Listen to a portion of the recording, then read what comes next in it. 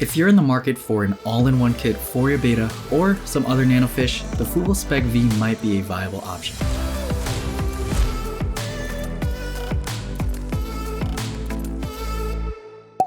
What is up guys, Harry here from Pharmaquatics. In this video, we'll dive into my long-term review after 2 years of ownership. I'll be as objective as possible, but some opinions may be sprinkled out here and there based off of my personal experience. Always remember to do additional research on your own. Sections in this video will include 1.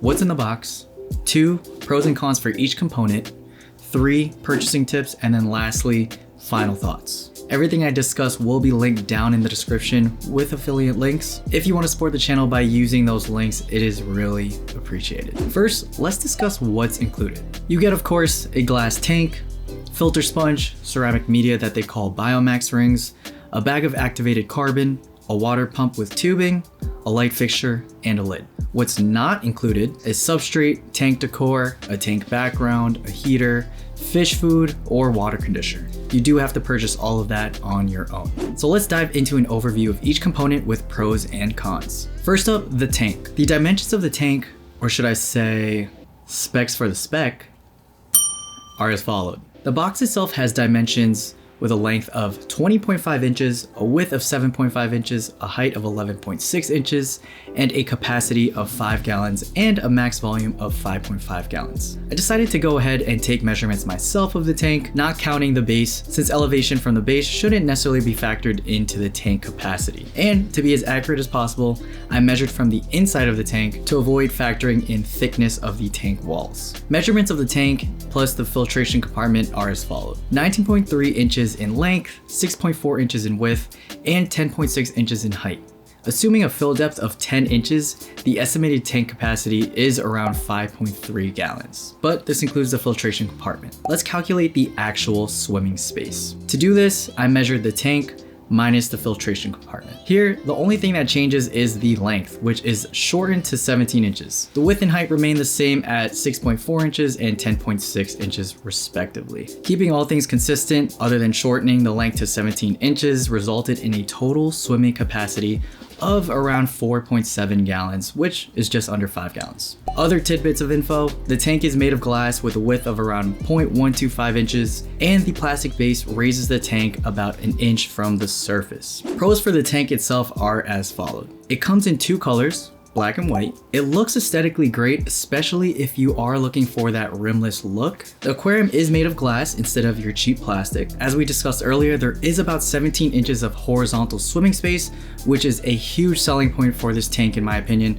especially for being just a 5-gallon tank. Another thing to note is this is actually a 5.3 gallon tank with 4.7 gallons of genuine swimming space. So the advertised swimming space is only partially sacrificed by the filtration compartment. A common thing you'll see with all-in-one kits is that they often advertise a certain gallon amount, but in reality, it's much less due to the filtration compartment taking additional space. This isn't much of the case with the Fluval Spec V, and if you were to fill it to the absolute top, the tank would technically get closer to that 5-gallon mark. Now let's get into the cons for the tank. The gas is relatively thin compared to other rimless tanks out there, but I personally have had no issue around this. It's more of a call out. There's metal trim on each of the corners, which can be a drawback for those who care about a truly rimless experience. The base of the tank is made of a sort of thin plastic, and it kind of takes away from the rimless aesthetic. It is there with good intention, mostly to accommodate for any unevenness on the surface at which you place your tank, but it is a bit thinner and flimsier than most tank bases that I've seen out there. Anyways, enough about the tank, let's move on to the lighting that comes with the kit. Before we continue, I just wanted to quickly thank the sponsors for today's video, Skillshare. Skillshare is an online learning community with thousands of inspiring classes for anyone who loves learning and wants to explore their creativity and or learn new skills. Have a specific skill you're trying to learn? Skillshare is definitely the perfect place to start. They have everything from photography, illustration, graphic design, freelancing. You can definitely find classes that will match your goals and or interests. The classes don't just stop at art or creativity or content creation. They even have classes on things like growing on TikTok and financial literacy. For me personally, something that I was always interested in was real estate, but I didn't necessarily know where to go or what to search for. Luckily, Skillshare, as I mentioned before, has every kind of topic out there including real estate. I've been actually taking this course by Nick Foy, and he really gives a rundown on everything around real estate from A to Z. Of course, there is always more to learn, but this did provide me a good baseline of what I should know and what else I should look out for. Invest in yourself and your personal growth. If you want to check out Skillshare, the first 1,000 people to use the link in my description box or my code PharmaQuatics will get a 1-month free trial of Skillshare.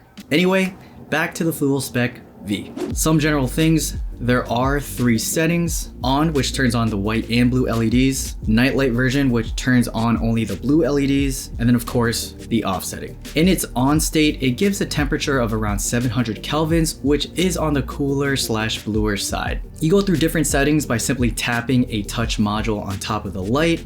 There isn't any switch. One thing to note is that the light was updated from a previous version, so be aware of any bad reviews on the light.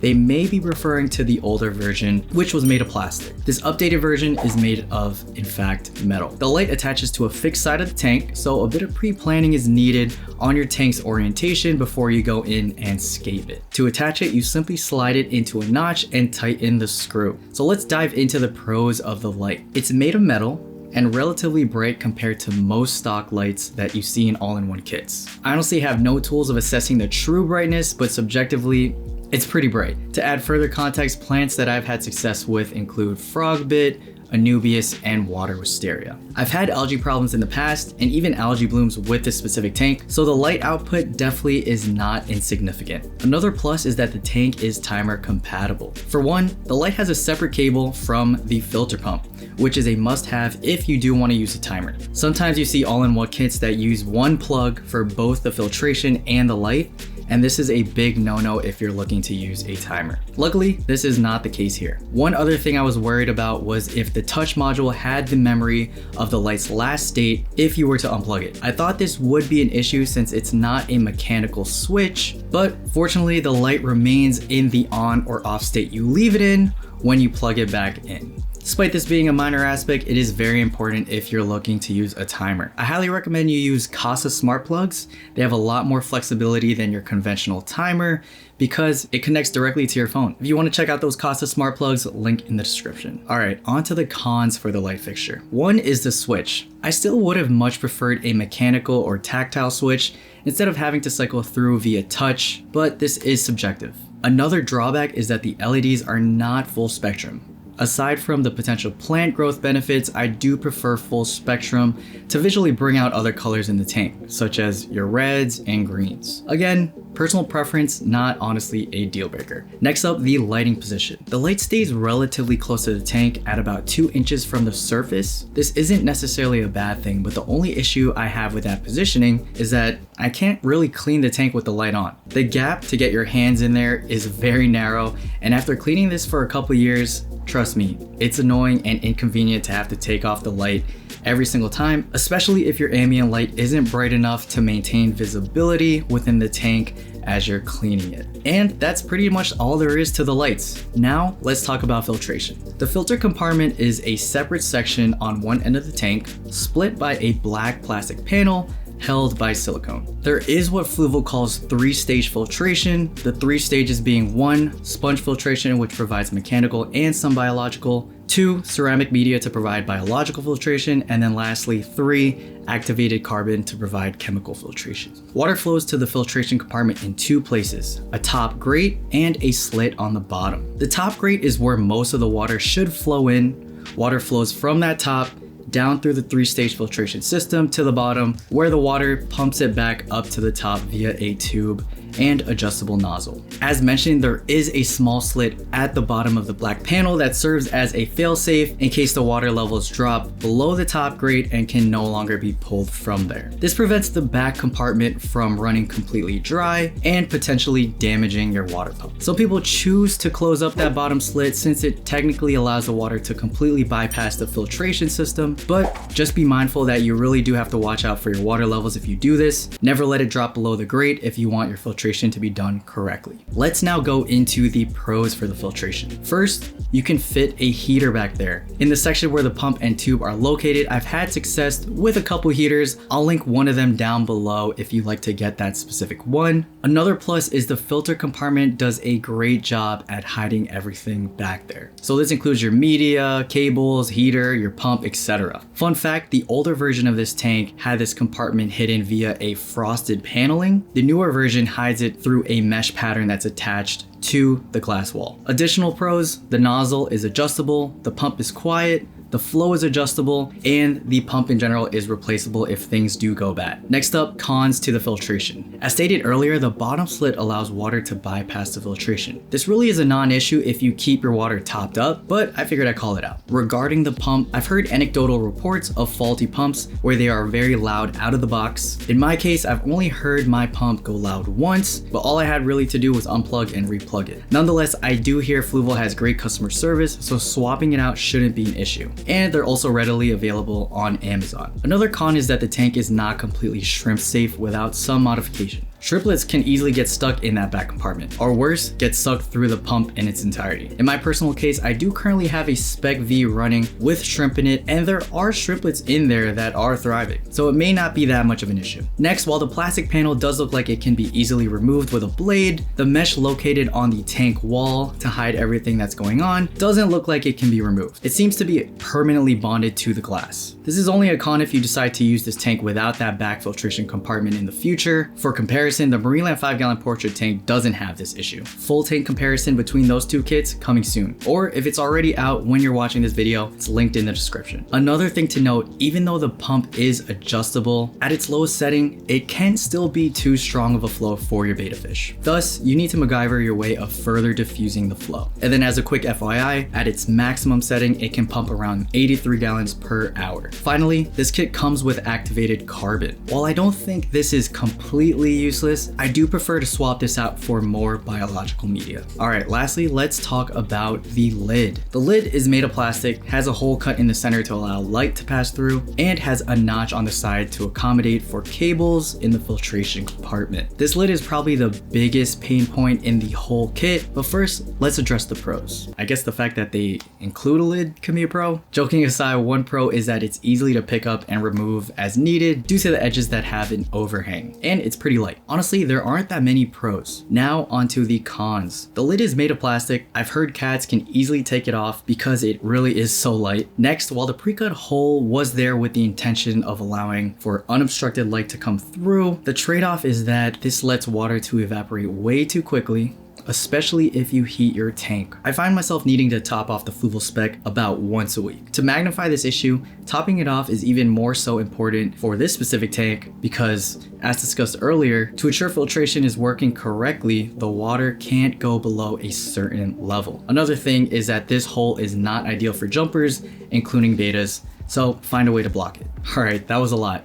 That's pretty much each component in depth. Now let's move on to the purchasing tips that I have for you if you decide to actually get this tank. Based off of personal experience, I wouldn't recommend you get this shipped from Petco like I did. When I did that, the tank came in with a chipped lid and a broken base, but this could have been a one-off. I actually own two Fluval Spec Vs, and the other one was purchased from Amazon, and that one came in fine. Regardless of where you choose to get it, just make sure that the return policy is good should any mishaps happen. One other tip is to make sure you don't get a kit with the old version. You can tell if you got the old kit if the light is made of plastic and the filter compartment is frosted instead of meshed. Now onto final thoughts. I would highly recommend you get this kit, especially if you are a beginner looking for a quality all-in-one kit to get started in the hobby. At the time of this recording, the Fluval Spec is at around $110 with free shipping on Amazon, which is usually where it stays around, but it does often fluctuate down to $105 on Amazon. For the amount you get, I think the price is pretty reasonable. If it is out of your price range, you might want to consider the Marineland 5-gallon portrait tank. Nonetheless, I'll link both of them down in the description. Feel free to use those links if you do want to support the channel, but as always, no pressure. Anyway, the tank is super easy to set up. Check out this video for an in-depth walkthrough. The Fluval Spec V is the true definition of party in the front and business in the back. I personally have enjoyed having this tank in my arsenal, and I'm glad I purchased it 2 years ago. So if you have the funds, I would highly recommend you guys scoop one up. Anyway, That's all I have for you guys today. Hopefully you enjoyed the video and got some value out of it. If you did, be sure to like, share, comment, and subscribe. Follow me on my socials, link down below as well, and I will see you guys in the next one. Peace.